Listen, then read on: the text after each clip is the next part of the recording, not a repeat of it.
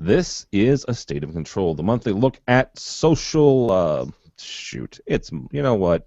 It's the week of Christmas, and I've already screwed this show up. A State of Control. It's a look at programming. How about that? Good night.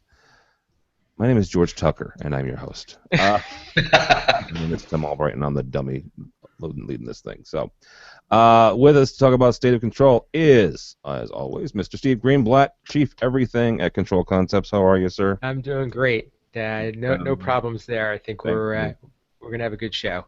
All right. Also with us is my buddy and pal from the great country of Germany.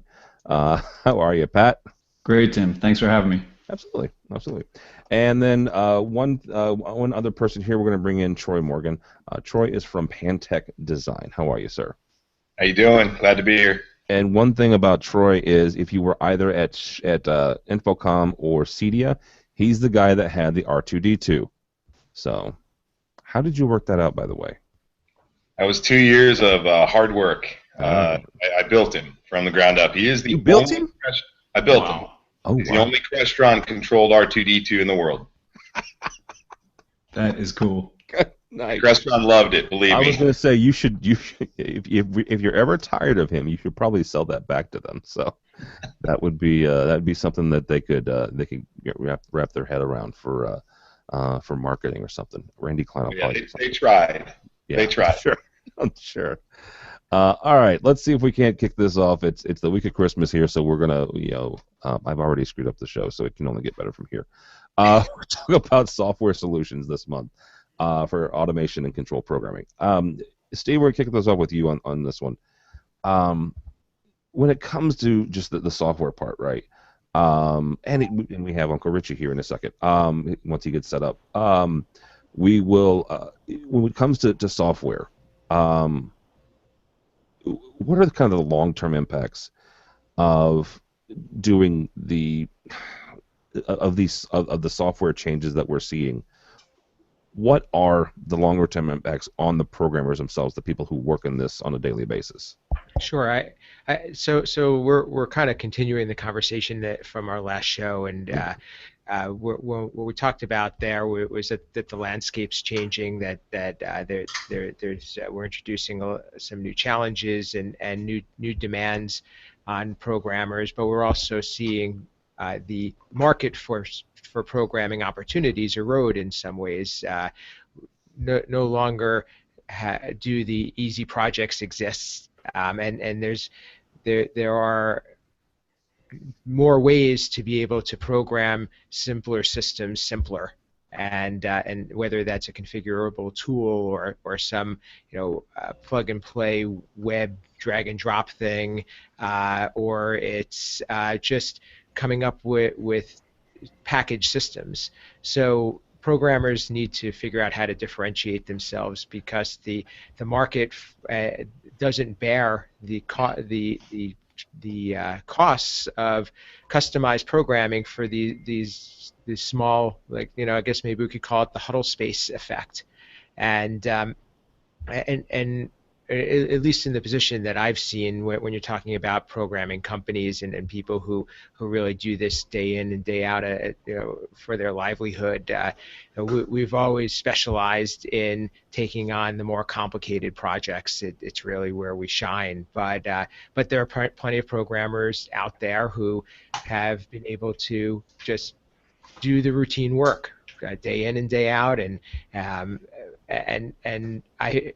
what we discussed last month is that those opportunities are eroding, and programmers are going to need to reinvent themselves a little bit, whether it's coming up with new ways of doing programming, new ways of automating programming, or new ways of adding more value or more customization to programming where it's warranted. Well, Troy, and kind of expand on that a bit. What would you define as some of these? I don't want to call them cookie cutter, but kind of these the simpler systems, the huddle spaces. I would also throw in large deployment classrooms where you have the same equipment in several different classrooms in a row. How would you define those simpler systems? I think those simpler systems are created almost out of necessity for costs having to come down. What we're noticing is a lot of people are choosing the same equipment over and over again because it makes sense. It's the right equipment. It's what we've grown comfort with, and it just works. And so once you start seeing those pieces, those devices showing up over and over again, it kind of simplifies things, and it allows you to do these very quickly with a configurable type solution. We at Pantech Design have been doing our own tools just like everybody else for many years, and even though we program for a lot of different integrators, we find that the majority of the integrators out there are using pretty much the same equipment, and it's allowed us to make great money over years. But like you said, the climate is changing, and costs are having to come down. They're being driven down by the industry and by the myriad of different tools available out there right now versus what we used to have, say, even 2-3 years ago. Rich, and with us is Rich Fregosa Design, our buddy from San Francisco. You've got a little different perspective on when it comes to programming. In residential, does that hold true? Do you have similar designs that you can pull from? Let's say you have one house and that's really similar to this next house, or it's the same designer or what have you, and you can pull from that, or is it custom every single time? I think there's similarities, especially residential, and I think that obviously I had to rally for this one here. The West Coast sunshine is not helping right now. I'm mired in the middle of some kind of funk. But yeah, I mean, if you take a look at what Troy was doing, and I think one of the reasons why Troy was at CEDIA really was that and we've always spoken about, there's the different types of projects, right? So there's and we talked about it before. There's the basic project, the configurable project, which is being handled by companies that have been out there. There's the Control Force. There's the Savant, Crestron King. They're already saying, look, here are entry-level solutions that provide what we need. The manufacturer's already providing it. Yeah. So if you take a look in the residential scheme, I mean, there's Wemo, there's Iridium, there's iRule, there's Peel. I mean, there's every time you turn around, there's a Kickstarter company that's trying to build some kind of automation or smart remote control. And if you take a look about it, the most configurable one is one of the original ones, the Harmony remote, right? I mean, turn your TV on, turn your TV off, and away you go. But that is for many people in the entry level, because of the cost of entry, that is home automation for them. So in residential, I think that if you are dealing with single rooms initially, you've got a TV, you've got X number of devices. You can plan around that. I mean, there's only so many residential devices that are made. You move into the midstream, then it gets potentially a little bit more complicated or a little trickier, and that's where the configurable solutions come into place. And configurable says, look, this is intended for X amount of size of house, X amount of size of inputs. You're not somebody who has, an enclave, and you've got 5 outbuildings and the horse barn, and the underwater pool, and the motorized 300-inch screen that comes out of the lawn. And so the configurable solution, kind of that next step from the entry-level solution, I think that Troy and Patrick are looking at providing, which is here are many common projects that people have. That they've got some form of distributed audio, some form of distributed video, maybe a viewing room. And then some forms of entertainment. And we know we've only got either cable, satellite, over the air, and then even within cable, it's only within a couple of providers within the country. So, a lot of times it's a matter of it's always the chicken and egg decision, which is for an integrator. An integrator, if they're providing the product, is going to stay within their product line. So yeah, they are going to have very similar products, and they're going to be pushing that out. And on top of it, they're not going to have the technical staff necessarily to push it out. And so they've always relied on third-party programmers like me and Steve and Troy and Patrick and everybody else. And then there becomes the other line, which is the bespoke line. I mean, it's a natural evolution, is that there's got to be ways to flatten the expenditures for the high dollar ticket guys. Really, it's that if you can find a way with the package that you are not spending time with quote unquote X programmer who is billing out at X amount an hour just to help you get this one device online that you've done 40 times. There's some value in it. And again, I think Resi is going to be the same way. Resi and commercial. I mean, there's only so many products, and again, this does not deal with a bespoke solution. A bespoke solution is a completely different animal altogether, and I know that Troy and Ryan will agree to that. That's not necessarily the market when you have somebody who's looking for something that requires a different skill set. But something has to fill that need in between, and there's a lot of integrators right now who are saying, we'd really love to use this stuff. We don't necessarily want the basic tools that are out there, but we don't have the ability to get from here to there. And so, it's a bridge at this point. I think Richard's exactly right there. I think that one of the things that we as CSPs had to do in order to remain relevant and still make money was we had to cover all aspects of what Richard was talking about. He went through the entry level, the mid, and then talked about the high end. And I think that our industry is plagued right now with a fundamental problem, and that's the fragmentation of the integrator's business model within.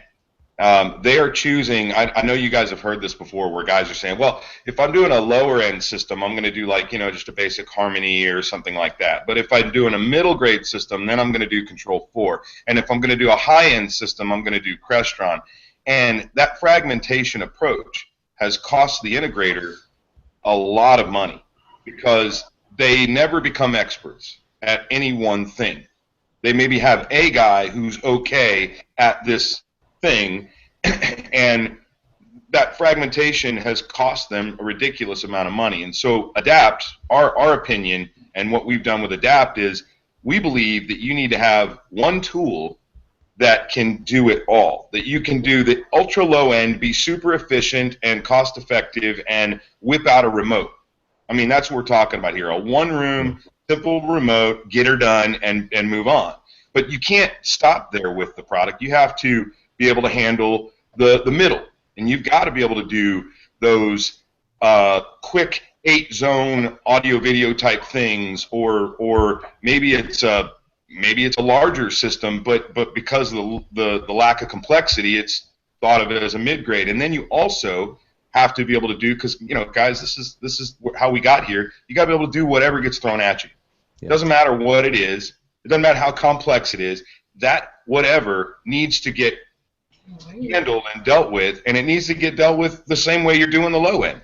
I'm recording that podcast right now. Well, let me bring Patrick in here because I want to talk about Rich and Troy both mentioned the tools that we have and going from the lower end up to the high end.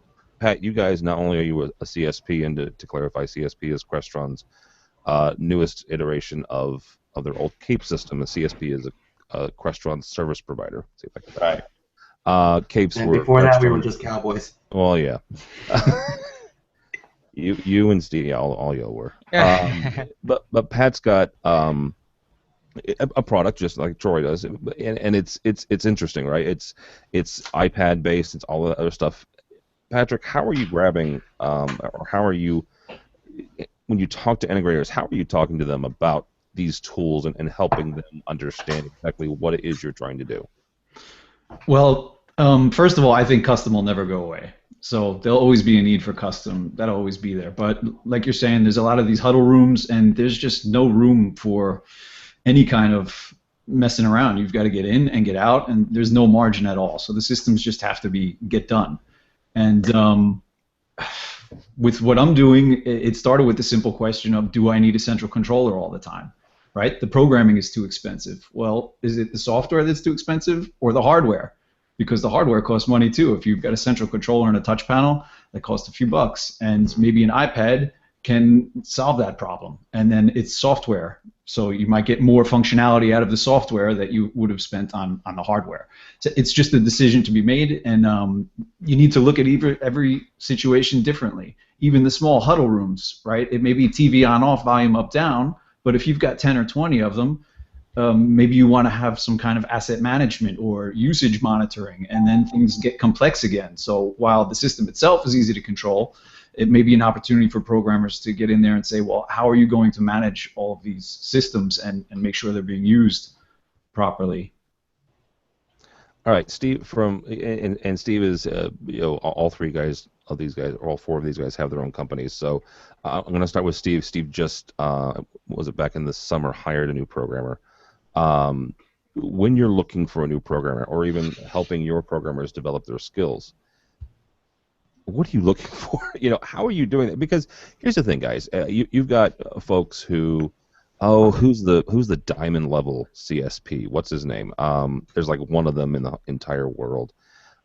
You've got guys like that, right? You've got programmers, guys and gals both. Programmers like that who they're going to be Crestron all the way, or they're going to be an AMX ultimate service provider, I think is what they're called. The AMX folks who Valued. know every diamond. AMX, valued independent. Valued. No, not the Partner. VIP. There's a higher level than a VIP. Oh. There's when you're a programmer for AMX, it's when you get a certification in every single thing that they offer. The technical term is super duper VIP. I think it's like a master pro something or other. Master's Crestron, anyhow. But anyhow, so you've got these folks that they are baked in. They are Blue Dog Crestrons or Blue Dog AMXers, and then you have folks who sometimes it's generational, sometimes it's not, but they see some of this stuff coming down the road, and they're like, you know what, I'm going to learn Java, I'm going to learn C++, I'm going to learn Python, I'm going to, so they're developing their skills. Is there one right way, Steve? Is there one thought that you're looking at when you're hiring folks, or when you're trying to develop your others, or is there enough here that you can say, okay, you know what, Bob over here, Bob's our Crestron guy, Susie over here, she's our AMX person, and this person here is our everything else? So I certainly think that's a tough question to ask, and would be answered differently by different people. If I'm going to answer that from my perspective, our strategy is to be able to service our customers with whatever platform they're requesting, and we believe that being multilingual is important because we find that to be a good leverage point, and we use it for different aspects of our business. So hiring is our number one challenge, and I think if in talking to people throughout the industry is probably theirs as well. And I think finding experienced people is a very small percentage out there that both are available or willing to make a move, and also meet the criteria that you're looking for. So when we go and look for people, we certainly are looking for somebody that knows AV. That would be their number one thing. But then skill set wise, I think having a background in other programming languages is a big advantage, because that's where we see the direction going, and being able to apply the knowledge of object-oriented programming and other programming languages to AV systems, whether it's done in those native environments or translated over to the new programming languages that are being provided within the AV space, is really what I think has the most value. I've always said that if you can get somebody to think properly and understand a user and be able to interface and be able to define the solution, learning the way to write the code is just a skill set that can be developed. So you definitely, having those skills coming out of school is important. And like anything in school, they teach you to think, but then being able to apply them is really what we look for somebody who kind of has that bigger package. So answering the question, we do not try to have specific people that are only in trained in one area. Moving forward, I think you have to be well versed in different areas, and it's challenging because the difficulty is that you have to practice something in order to be excellent at it, in order to be an expert, and having those opportunities can be a challenge to be able to get somebody who has a good skill, a refined skill set in more than one platform. Yeah, absolutely. Rich, one of your more recent, well, the guy I met at CEDIA last year what did he teach? Calculus or some high level math? But he's also a really accomplished programmer. What do you look for when you're talking to folks? Well, it's interesting that we're talking about this. I think there's two roads that we're going down. I think one, again, it's one of the reasons why we're having this show is that because there was a lack of control systems programmers or people who want to be control systems programmers, there needs to be tools to still get the jobs done, to get out there. And again, I think it's why the fellows are here. What I've found myself branching out into is rather than saying, you know what, I'm going to try to find somebody and groom them in the interim, I'm collaborating. And so I'm finding that, it's far better in my particular kind of like project base to be able to collaborate and to share the workload and to find the guys who are good at what they do, bring everything together.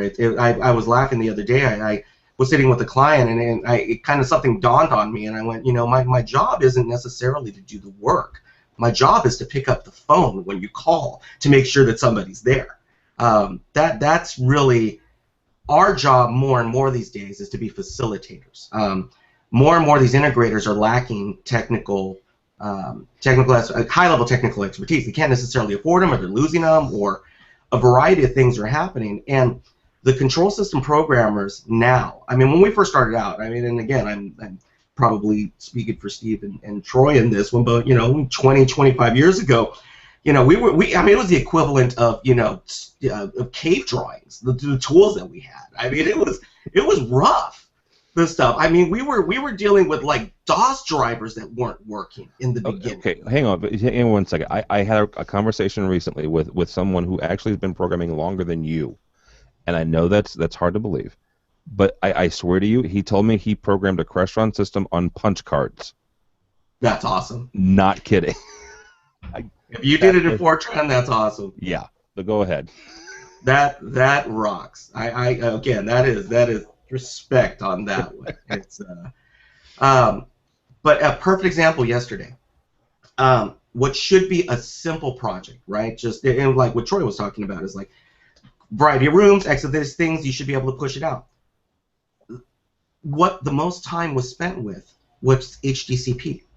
Yeah. Keep in mind that the device that was the HDCP bridge is an automation controller, technically, right? It's branded by this manufacturer that provides it. So programming these days is only part of the problem. It's troubleshooting. It is analyzing. It is improvise, adapt. Oh, see what I did there? And overcome. Yeah. You're right, though, Richard. That's the cold medicine in me. I can already tell. Yeah, that's great.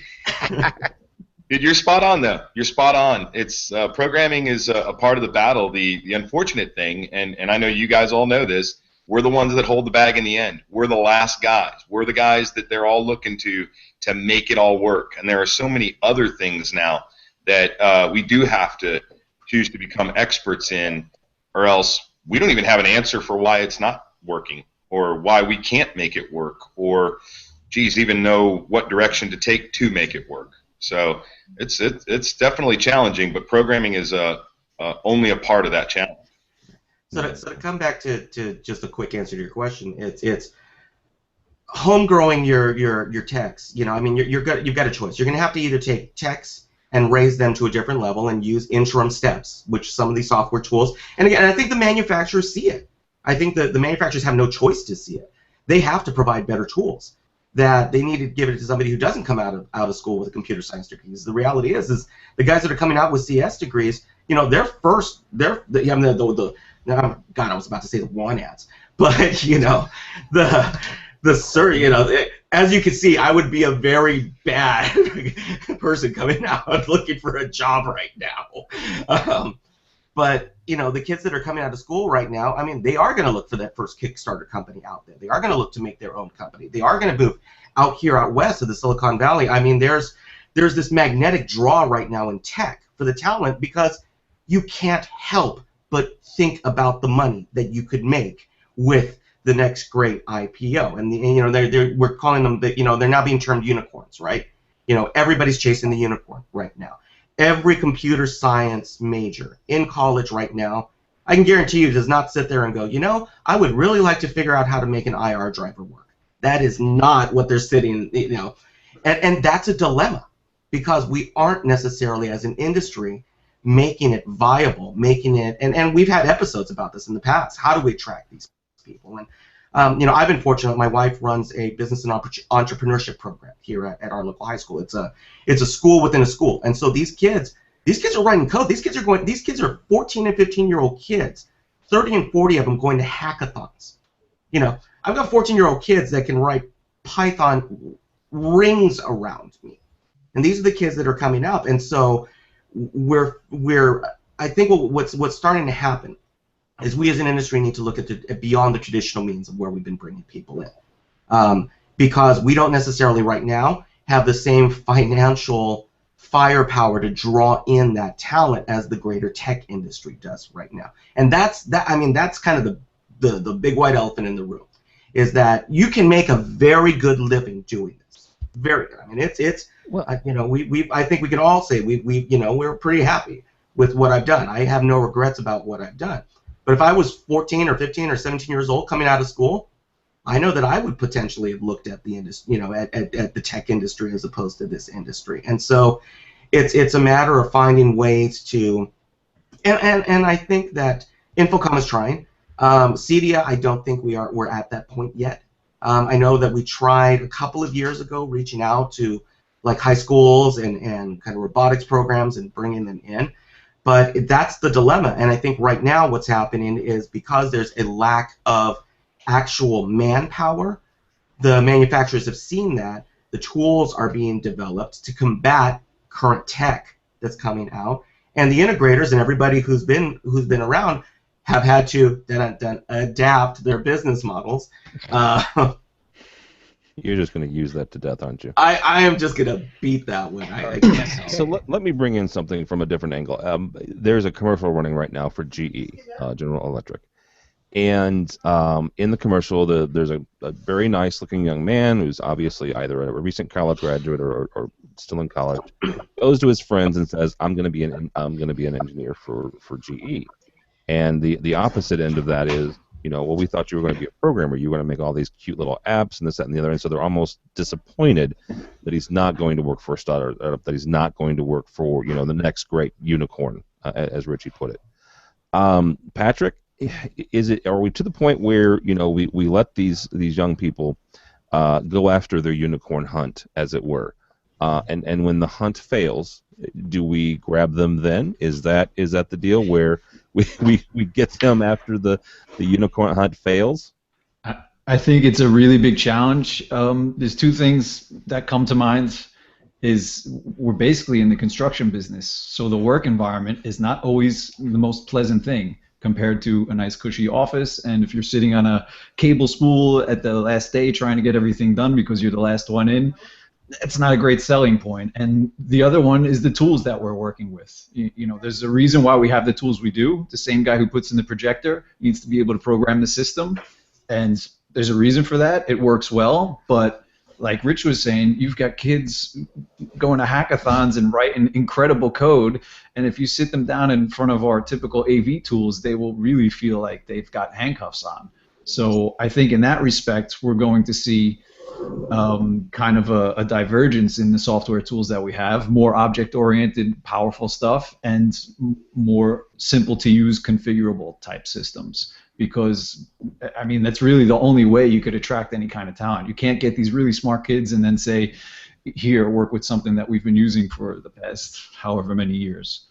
Well, let's talk about that for a second. Get both you and Troy's take on that, right? So both of your companies have developed tools for that, and like Troy said, you have to have one thing where, you can do a smaller end system, a middle system, and a higher end system. Troy, we'll start with you on that. First question is how have your customers, your clients, taken to that approach to you guys as developing this? I think they get it.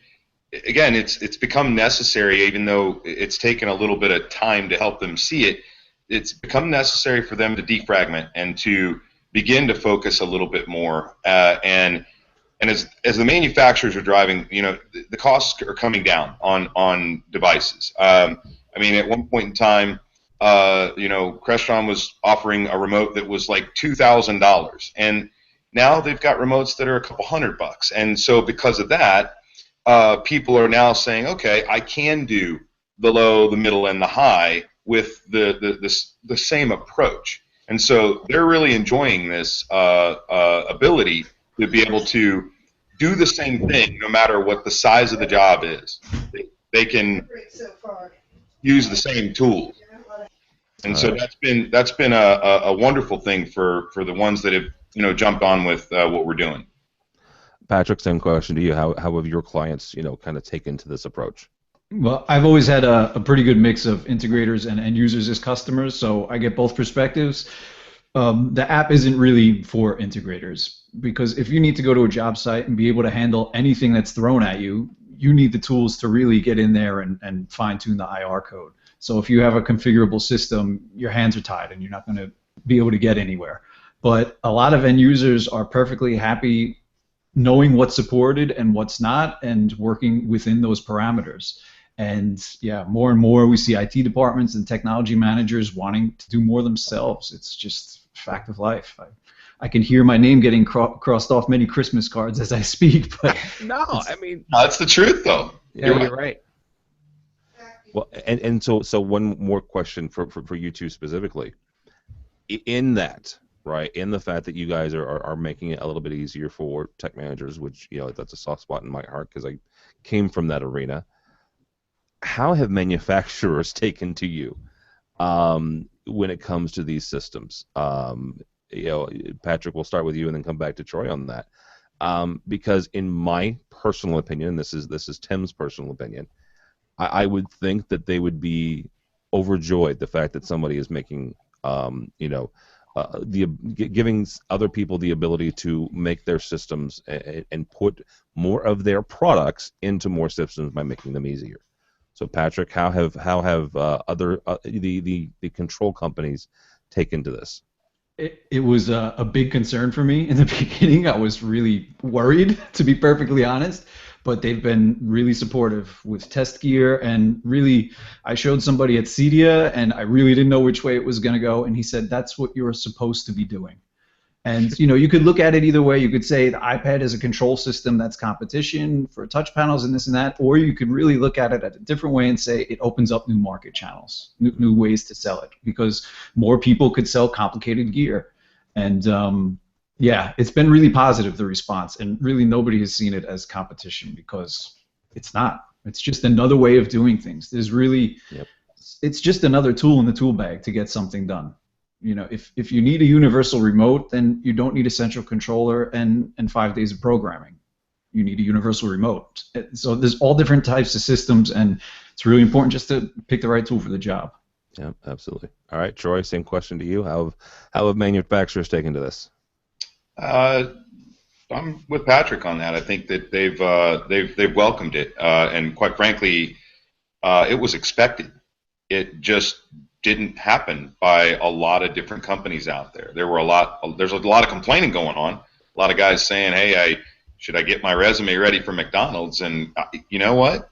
I can't help you. But the manufacturers have been, totally supportive of what we've done, because it only helps them. It only helps them grow their business. It gives them another avenue.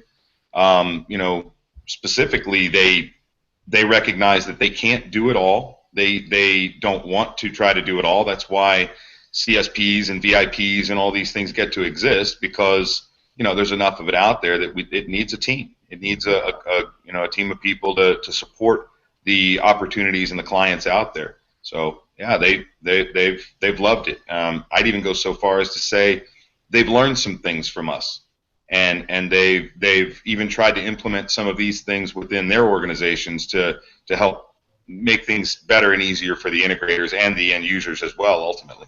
Yeah, absolutely. And I mean, let's be honest here, guys. I mean, and some people may not realize this, but 20, 30 years ago, there wasn't a CSP or a VIP program, right? Right. Crestron did a lot of the programming themselves. If you sold a system, the Crestron was your programmer. And it's taken them a couple evolutions and a few years to recognize that, hey, there's a team of folks out here that really kind of want to do this. So I applaud them and AMX and Extron and everybody else. So.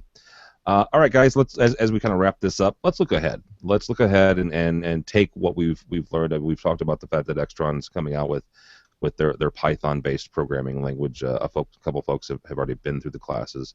Crestron is leaning more towards the C# model. Obviously, AMX has got their programming languages as well. Uncle Richie, let's start with you on this. Where are we going in the next 12, 24 months when it comes to programming languages and the software?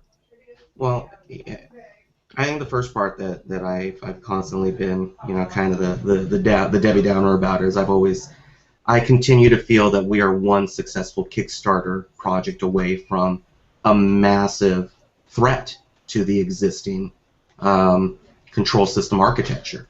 I really believe that. I think that at some point the greater tech industry is going to go, software ain't hardware. It's just an evolution. I've always felt that our industry, from a tech landscape approach, has always been about 20, 25 years behind where the tech industry has gone. And my feeling has always been that we're always going to need those processors to do stuff. You're never going to replace a video conferencing unit and an audio conferencing unit completely with a Raspberry Pi running some, weird hack together script that people have done. I mean, it's just people rely on it too much. Their business model and their reliability, there is a need always for our industry to make things reliable. It's why you don't walk in with a wireless PA and a Mr. Microphone on stage, to put on a Broadway musical. I mean, there's purpose-driven stuff.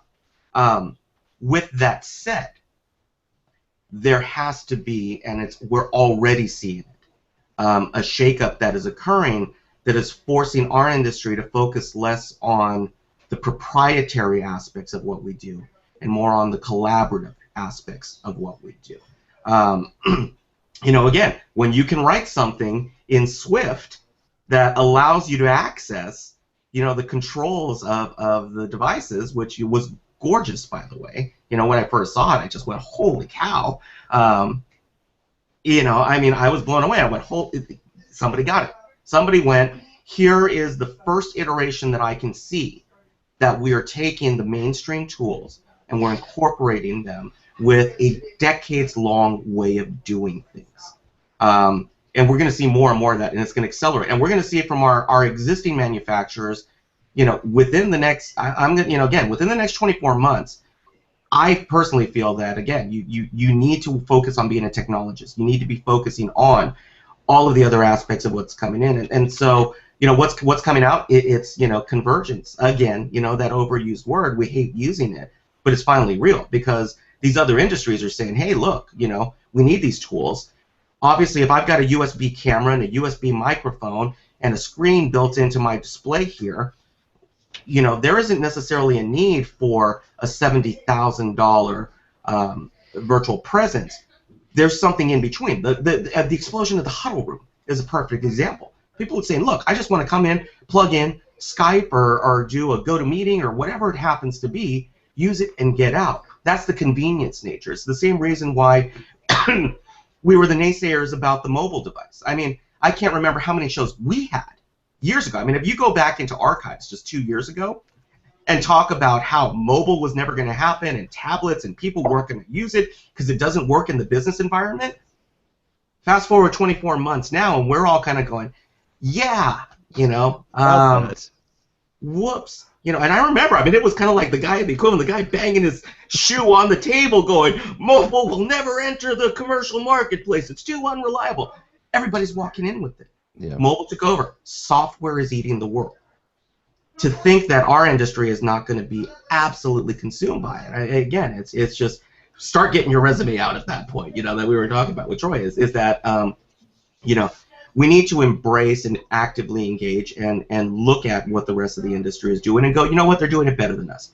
And so rather than kind of keep saying we do it better, we're more reliable, we've got X, X, and X, they've got better engineers. They've got better software developers. They've got better brains in some of these companies. And to say they're not doing it right, that's a lot of hubris from our side of the industry that's occurring. Yeah. And so I think what's going to necessarily happen is people are going to be forced to open up to the greater tech industry. And they're going to kick and scream every step of the way. But what's going to happen is the ones that adapt will continue. The ones who don't. See what I did again? Very well done. But the other ones are, you know, I mean, they're just not going to be around. All right, that makes a whole lot of sense. All right, Steve, from your perspective, where are we headed here?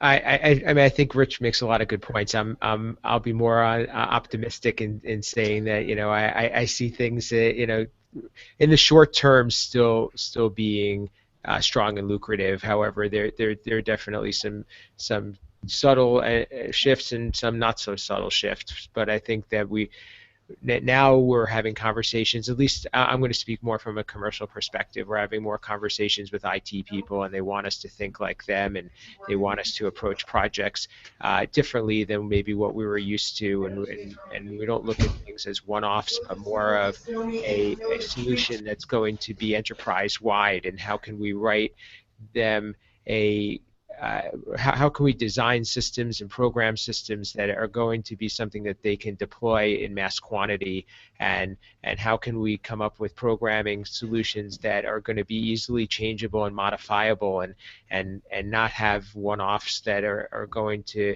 require a programming fee per room, but rather one fee to make that change that's going to then be dispersed throughout their whole organization. So I think we need to start to, and we've talked about this as well in past episodes, is we need to start to look more at software development practices, and we need to start to look at coming up with ways of architecting systems from a software perspective, and I think most importantly, start to define what you want from a software perspective, and then let that dictate what your systems are how your systems are going to be physically designed. I think the functionality is becoming more to the forefront. We've wanted this for years.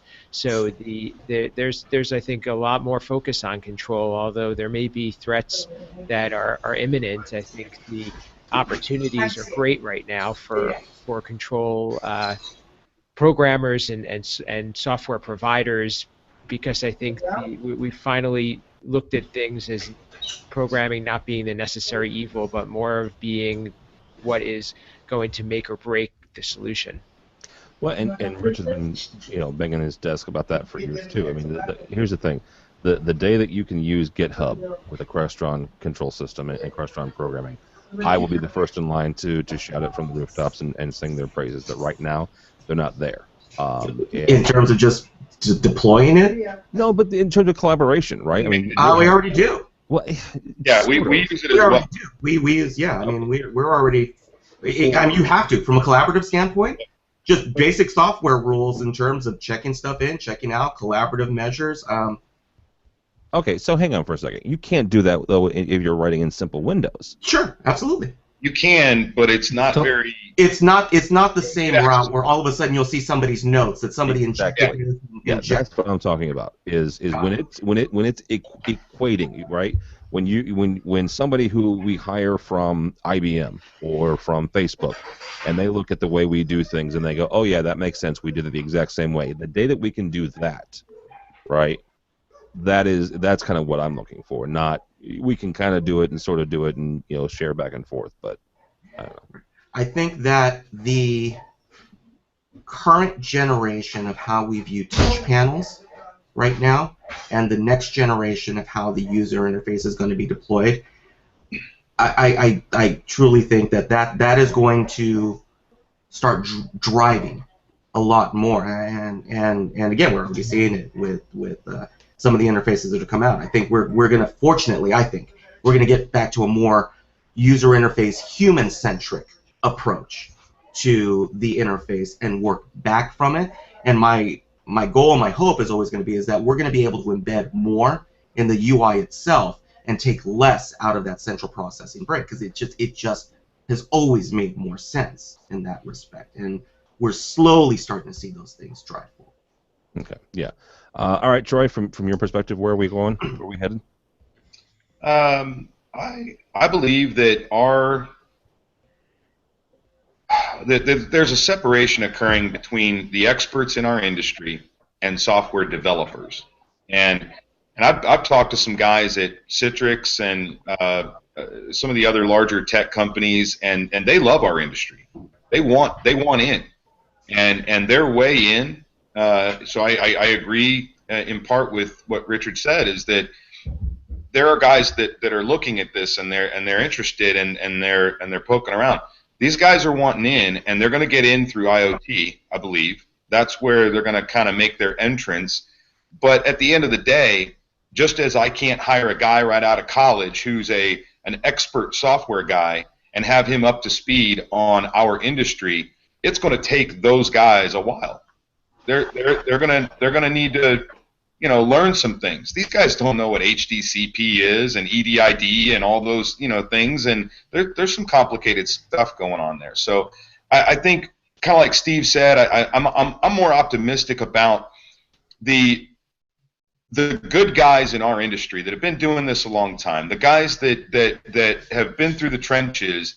They're going to survive this if they've made the right choices, and they're going to not only survive it, they're going to be looked upon for maybe some of these larger tech companies to learn things from, and there might be some acquisition and merger stuff going on, and those types of things. But I think in the end, our industry is going to be better for it, and I think that right now those bit larger tech companies, they just don't know what they don't know. And I don't believe it's going to get simplified to the point where it becomes so easy that anybody can just jump in and do it. I don't think we're ever going to be there. But I do think that as software engineers come on from other industries and start looking at our industry and playing in it, and they're doing this now, but as this happens, we're going to see our industry is going to grow on the software end of things. But I don't think those guys are ever going to touch or want to touch the services end of our industry. And I forget who said it, but it was a very poignant point. We're there to pick up the phone for you. We're here as a company to provide a service to our industry, and I think that's why we're going to sustain any changes in the software end of it. So I don't believe we're going to have to go away, or we all need to be getting our resumes ready or anything like that. But I do think that the one-off guys that haven't taken a business-minded approach to their business, whether you're a single guy or a group, doesn't really matter. It's taking the right approach to your business. I think those guys are going to have a hard time in the next 24 months. No, absolutely. I would agree with that, because it's going to be a sticky business situation in the next few years. Mm-hmm. So, all right, Patrick, you'll have the last word. Give us your soothsayer wisdom. I see a future free of infrared and serial control, where every product from every manufacturer has an open API. You're taking Uncle Richie's cold medicine. Well, I actually disagree, because until we have that, there won't be some next big thing that comes along and puts us all out of business. Because, like, I've got an Amazon Fire Stick. There's no infrared. There's no API. You can't control the thing. So as long as we're integrating different things from different manufacturers, we'll always have something to do. But I really see a lot more open APIs. I really hope that that's where manufacturers start heading, because we are in the integration business. And if you can't speak a language that everybody understands, then you're not really integrating. I also see decentralized control as a design concept that may take off. So if an IT department orders a pallet of iPads, it doesn't matter which one they take. They maybe have a B2B app in their own app store that they only have access to. They could deploy the apps by themselves and control their systems that way, and just throw away an iPad, take the next one, deploy it themselves. So that might be an opportunity. Like Rich was saying, we have our standard way of doing control systems, and then he saw this Swift thing. To me, it was just another control system manufacturer. If it starts with an A and C, or if it's Apple, it's just another way of doing things. And I see that as an opportunity. And with the decentralized control, it doesn't mean you can't have a central processor as well and run right alongside things. So I see more of those hybrid type designs coming along. These are good examples too of how we're going to remain relevant, is by coming up with new ways of inventing ourselves and turning that change into opportunity. Yeah, absolutely. All right, guys, I will let you all get on with your Christmas week festivities. Thank you all so much. Troy Morgan, sir, thank you so much. Good to see you. And again, if you didn't, are you gonna bring R2D2 to InfoComm again this year? So I didn't want to correct you, but I have to now. Okay. That R2 was not my R2 at InfoComm. It was not yours. Okay, but that was, I think PV Media Matrix hired somebody to bring one. But yours was a Cedia. Okay. Was mine and was built by me from the ground up and is a Crestron controlled R2. So I will tell you this: the response was large enough that there's a good chance that he'll be there. But if he's going to be there, he's going to be there to show off something that we haven't seen before. So. Very good. All right, Troy is from Pantech Designs. How do people get a hold of you and/or Pantech Design, sir? You can find us at www.pantechdesign.com or on Twitter with @PantechDesign and/or @PDAdapt. Okay, very good. Also with us has been my buddy Patrick Murray. Thank you, sir. Thank you, Tim. How can we get a hold of you? Go to the website, avgui.com, or follow me on Twitter, avgui app. And I'm bouncing around the idea of creating a iOS programming course for AV programmers. So if that sounds interesting to anyone, please sign up for the newsletter and let me know. And the reaction will determine if I do it or not. Very good. Very interesting. Unfortunately, under the weather, Uncle Richie. So thank you, sir. Thanks for having me on. Obviously, where is it again? There it is. Fregosa. At Fregosa on Twitter. And let me just quickly say, you asked a little bit about, what is it that we can look for in the industry to help the industry grow. Patrick's a perfect example. He is, when I met him and we met at Cedia, he absolutely epitomizes somebody coming to the industry with fresh eyes and saying there's ways to do this and brilliant ideas. And I mean just a flat out brilliant idea with what he came to market with. That was just, he gives me hope for the industry. It's like I said, even though I'm the Debbie Downer about it, it's like I believe he's going to be part of that next generation of what we're going to see of guys coming up with stuff that we've just gone, holy cow. So, Rich, I'm very flattered, but really anybody can do this. Honestly, anybody who's in AV obviously likes to learn. Just I can't do it. Let's start. Really, Google, learn Swift. Anybody can do this. You need the time. We're all too busy. That's the biggest problem. Well, maybe that's it. So, but hopefully next time on SOC, I'll have a better voice. And actually, this is the first time we've had Troy on video. We had him on audio before. He was audio only. I think episode 2. Yeah. Oh, good night. Maybe that was it. All right. Well. And are you going to CES for the fine folks at CE Pro? I will not be attending CES this year for it's a pretty heightened security and they're just having a whole lot of fun lists and stuff. So no, my compatriots at Electronic House and CE Pro will be there. But yes, if you want to find me here, or you can find me on cepro.com, also now on electronichouse.com. Oh, good. Actually coming out. I'm actually even in like printed letters and stuff. Like I'm less virtual these days. So. Look at that, fancy. All right, sir. And last, sir, Steve Greenblatt, Control Concepts. How do people find you, sir? Our website is controlconcepts.net. You can find me at Steve Greenblatt on Twitter, LinkedIn, Facebook, any of those types of things, and through AV Nation with the State of Control. All right, very good. My name is Tim Albright, even though I screwed up the beginning of this show. Don't follow me, but go by the website. Lots of really fine people like Steve and Rich and have contributed to it, made it what it is. Aviation.tv, aviation.tv. You'll find this program and a host of others. We actually have quite a few for the end of the year. We've got this program coming out. We've got a new EdTech, new state of control, or a new social, which is probably how I screwed up the first part of the show. Our best of, and also our year-end show. A new Lightcast, our lighting show. So yeah, check out the website, aviation.tv, aviation.tv. Thanks so much for listening. Thanks so much for watching. This has been A State of Control.